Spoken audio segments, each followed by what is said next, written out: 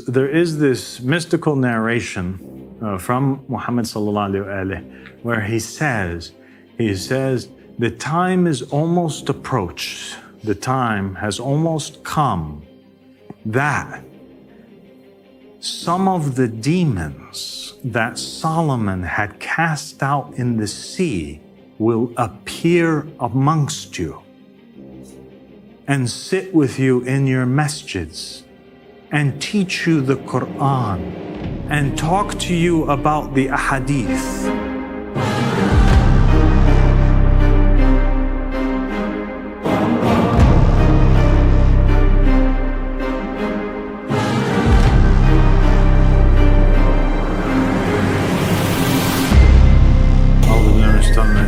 Bismillahirrahmanirrahim. Allahumma salli ala Muhammad wa ali Muhammad al-imma wal mahdin wa sallam taslima. Assalamu alaikum wa rahmatullahi wa barakatuh. Today I wanted to talk to you a little bit about it's an interesting topic, and that is the topic of shayateen, demons, devils. And it's a really important topic if you think about it. And it's one that's highly associated with religion. If it wasn't an important topic, the devil, the shaitan, who is the king of all demons, he wouldn't have been mentioned as the number one enemy of mankind. After all, it was a demon who got Adam expelled out of paradise. It is narrated that the demons are the ones that are constantly hovering around the believer, so much so that some narrations state that the shayateen, the demons, hover around the believer more than the flies hover around meat. So that's how attracted they are to the believer, and that's how much they dedicate, their time and effort to leading mankind astray. And also in the Holy Quran, the devil himself, Iblis Lamatullah alayhi, says that he's going to be coming at mankind from the left, from the right, from above them, from below them, from all around them, in order to lead them astray and cause them to doubt. So it sounds like a pretty important topic to me. And even, by the way, in universities in the United States and in other countries around the world, they have entire courses that are dedicated to the study of demonology. So together, let's all, before we start, say together in one breath, A'udhu billahi min shaitanir rajim. أعوذ بالله من الشيطان اللعين الرجيم أعوذ بالله من الشيطان اللعين الرجيم. It means I seek refuge with God from the accursed Satan, the Rajim. The la'in means cursed, Rajim means somebody who is stoned, because of the stoning of the devil that took place at the hands of Abraham alayhi salam. So, today we'll start off by mentioning a hadith from the Prophet Muhammad sallallahu alaihi wasallam, and it was also mentioned by the Ahl Bayt alayhi salam. And they all said that whoever saw us has saw us, for verily the shaitan does not take our image. And I think that that's a really important, starting point.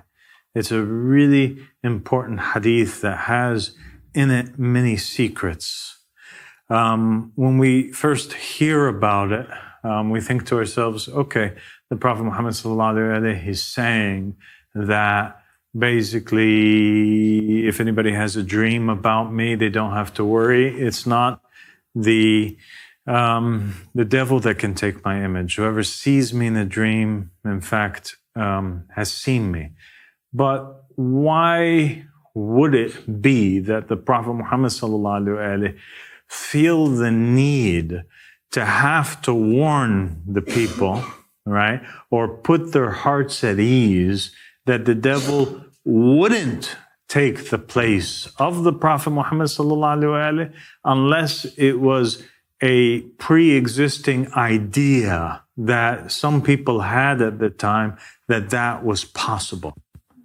If they didn't already think that it was possible, then the Prophet ﷺ, he wouldn't have said it. The assumption would have been with the people that it's not possible, and thus he doesn't even have to put their hearts at peace. But why would they think that it is possible? Has it ever happened before with the Prophet Muhammad ﷺ that there was a demon that took his place or came in his image? Was it ever the case that it happened with another prophet or messenger? There were Christians, remember, and there were Jews that were living amongst the Arabs at the time of the Prophet Muhammad sallallahu alaihi wasallam. The devil never had the ability to take the shape of the Prophet Muhammad sallallahu alaihi wasallam. We know that from the hadiths, but we also know that the scholars differ regarding the interpretation of this hadith. The scholars, some of them say 100% the devil can't take the form of the Prophet Muhammad, but this was not the case with the other prophets and messengers. This was only the case with the Prophet Muhammad and his family. It's something special that was given only to them. And then the other scholars will say, no, that's an impossibility. All the prophets are from God. The devil has the ability to take no image of any of the prophets or the messengers. Anybody who sees any of them has really seen them. But remember, the hadith doesn't say that, and nor is it talking about all of the prophets and the messengers. It's only talking about Muhammad and the family of Muhammad specifically. And we do know that in the Jewish narrations, and in some of the Christian narrations that we have that have survived and that exist and that Jewish people still believe in today, there is a very famous story about just that. A demon, a devil, taking the form of a prophet or messenger and causing a great fitna. And that demon, his name was AHMADI. And he also goes by Asmodeus. Okay?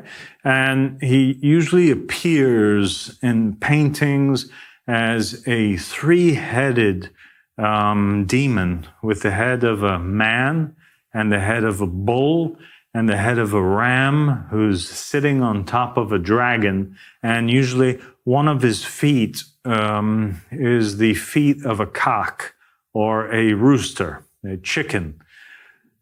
And this demon is known in Jewish writings as the prince of all demons. He is extremely powerful, extremely knowledgeable.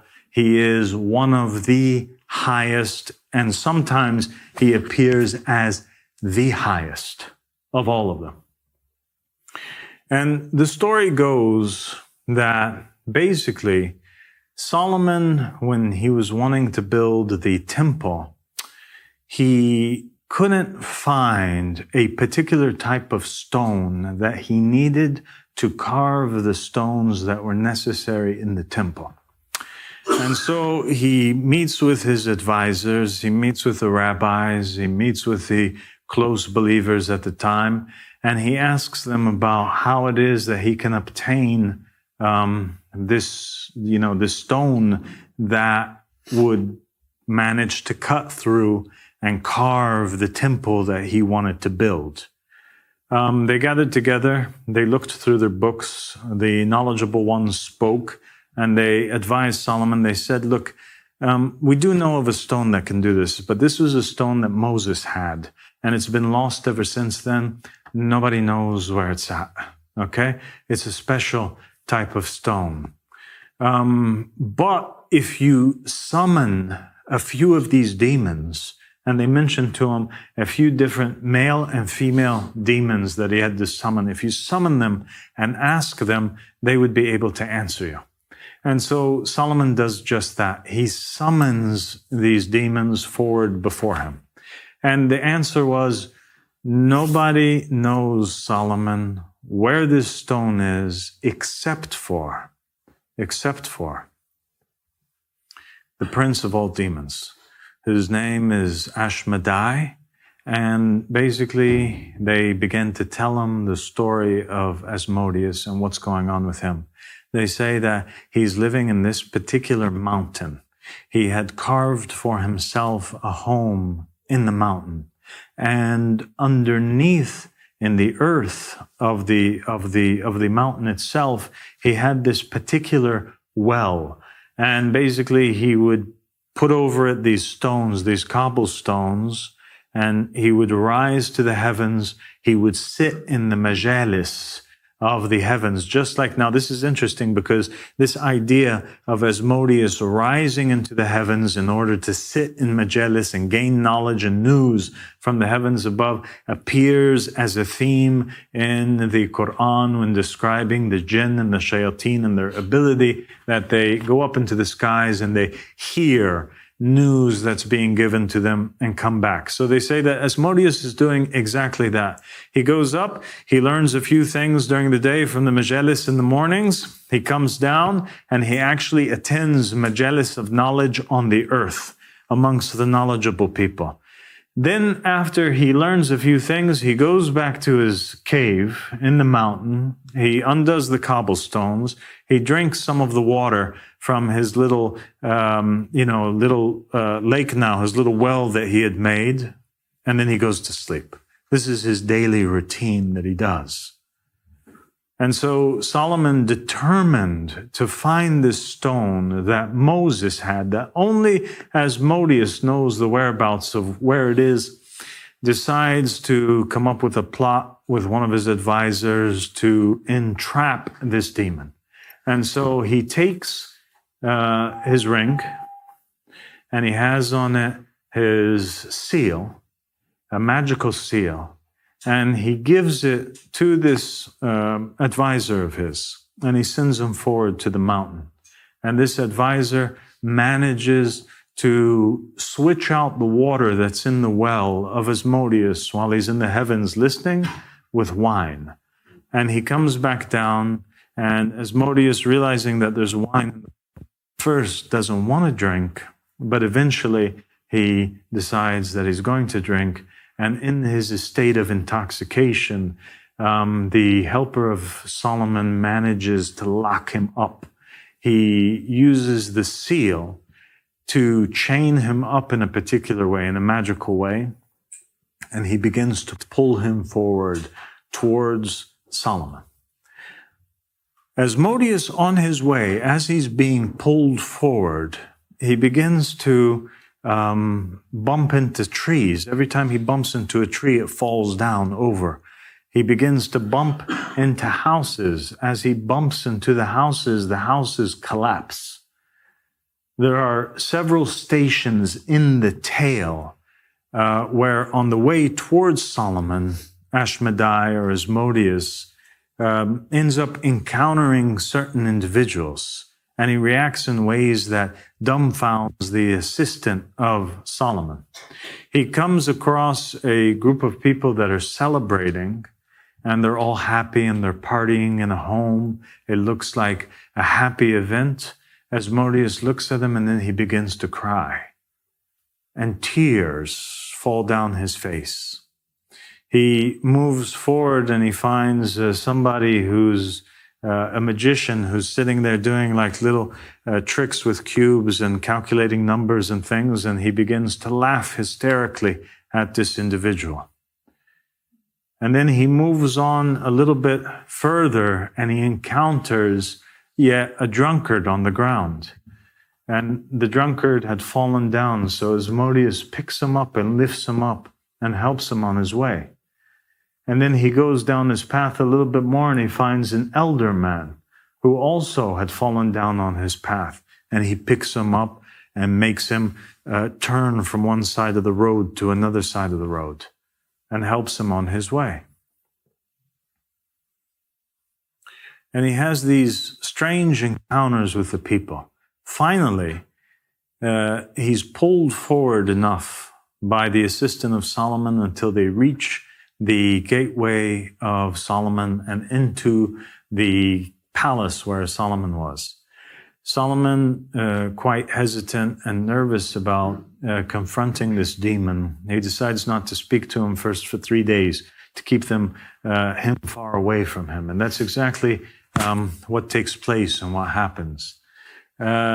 As the 3 days are passing, the assistant begins to ask Asmodeus, why is it that he was laughing? Why is it that he was crying? Why is it that he was, helping these people?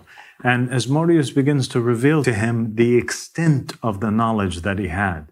He said, there was this guy who was sitting there doing this magic, and he was literally trying to calculate out and see where it is that he lost his bread, while right underneath him were buried treasures that were befitting for a king. And so I laughed. He thought he was wise, but he was ignorant. He says, as for the drunkard, when I was up in the heavens, I had heard this news that there is nothing good about this wretched, cursed man. And so I knew that he had no share in the hereafter, so I wanted to help him up so he could at least enjoy his portion of this world. Then he was asked, well, then why did you help the other old man? He said, because the other old man, though, I heard a voice in the heavens that said, blessed is whoever helps this old man, for he shall have a portion in the kingdoms of heaven. And so I wanted a portion in the kingdoms of heaven, and so I helped him out. As for the people that I cried over, I was crying over because they were celebrating a wedding, and they were so happy. And yet the groom who was getting married, he was about to die. And the woman that was going to marry him, she was going to end up refraining from marrying anybody for 13 years, only in the end to give in and marry his younger brother who is now only a baby. And so that made me sad. And so we learn from these stories of Asmodeus that demons help both good people that Allah subhanahu wa ta'ala is pleased with, and they have emotions over them. And these demons also help people that are cursed by Allah subhanahu wa ta'ala and are in wretched conditions.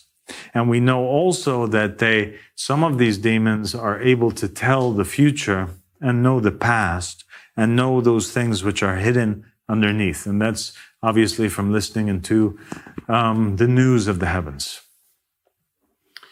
Finally, he comes face to face with Solomon. And Asmodeus and Solomon, they have their confrontation. And Asmodeus helps Solomon in all those things that he is asking for. And one day, we fast forward the story a little bit because it's a very long, detailed story. Asmodeus is sitting in the palace with Solomon, and he manages to seduce Solomon. Solomon begins to question him. Oh, how is it that you are able to seduce people? Like, what are your methods? How is it that what is the extent of your power? And he's asking him these curious questions. Asmodeus, looking at Solomon and knowing that they were alone in the temple, he says to him, I'll show you. He said, why don't you just take off that ring that you have there, give it to me, and I will show you the extent of my power. And Solomon does exactly that. He trusts the demon and he gives him the ring, and immediately, as fast as he holds on to it, he swallows it into his mouth and he extends himself, and he manages to have one wing in the heavens and one wing on earth, and he shuns with a single strike Solomon until he ends up miles and miles and miles away. Some versions of the story say that he was taken all the way to Persia, where he's walking around amongst the people trying to tell them that he's the preacher of all of Israel and nobody's believing him. And he's trying to tell people that he's the king of Israel and nobody in Persia knows him or is believing him. But the interesting part is what takes place while Solomon is now in Persia. The narration state Asmodeus decides to usurp his kingdom. And he sits on the throne of Solomon, and the narration state that nobody of all of Israel had the ability to distinguish between the person of Solomon and the person of Asmodeus. They thought that Asmodeus was Solomon. And he began to walk around the kingdom and do everything that he wanted to do. And he began to reverse the laws, and he began to, little by little, command evil, and he did everything that he wanted to do. To the point that he eventually got exposed because he did things that went a little bit too far. The narrations state that he slept with all of Solomon's women, and none of them knew that it was not Solomon. But word got out, and people began to doubt, and that's how they eventually reinstate Solomon when they hear of this man who's claiming to be Solomon abroad. And they end up asking about what's taking place with the Solomon who's ruling in the kingdom. They say, what is he doing? And they say, well, he's doing some pretty weird things. Like what, they say? He said, well, he's kind of commanding all of his women that he sleeps with them on their period. And that's weird. Solomon didn't do that before. Solomon said it was haram, but this guy's insisting on it. And you know what else he did? They said that he even demanded that he sleep with Bathsheba, his own mother. When they heard these stories of that which Solomon was doing, they asked the real Solomon, are you saying that this is a demon impersonating you? He said, yes. He said, ask him, ask around, see, has he ever uncovered his feet? And they say, no, by Allah, he's never uncovered his feet. No matter where he goes, he's always wearing these socks. He said, well, then he's the demon. And they basically took Solomon and they brought him back to the temple, and they made for him a new ring with a new seal. And when he came face to face with Asmodeus, who is now in the image of Solomon, he immediately fled and flew away. The narrations state that ever since that day, Solomon would remain guarding his door with 60 swordsmen. Everywhere that he went, he was afraid of this thing happening. And they say also, by the way, the same story appears in Muslim narrations and texts as well.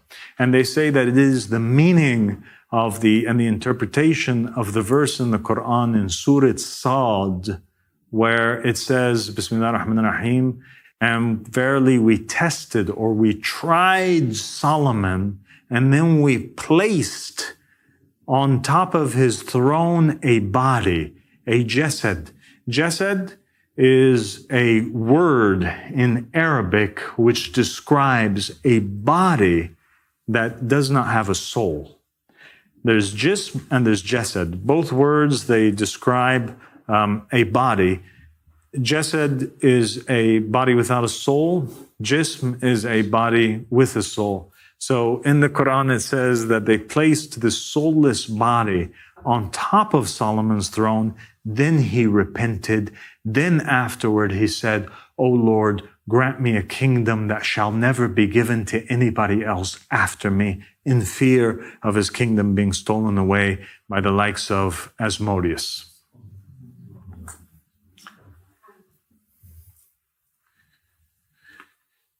Now, the nature of how this took place, people differ in regards to this.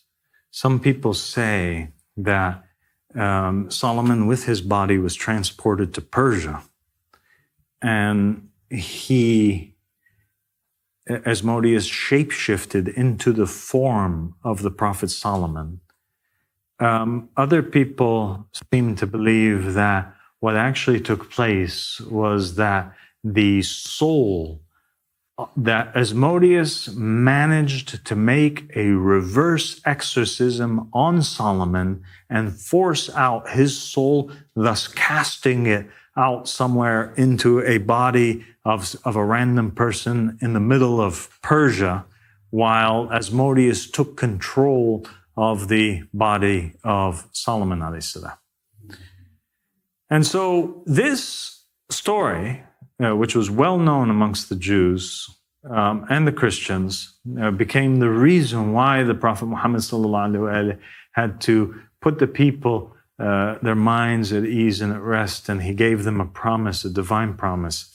And he said that one of those things that was given to Muhammad and the family of Muhammad that was not given to any other prophet or messenger before is that the shaitan is not able to take their form, not in the dream world and also not in the physical world. It is an impossibility.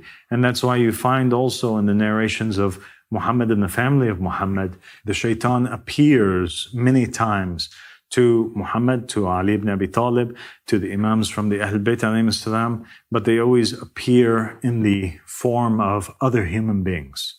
Now, there's something that's interesting that connects the story of the demons from the time of Solomon with you, all of you, and this particular time that we're living in.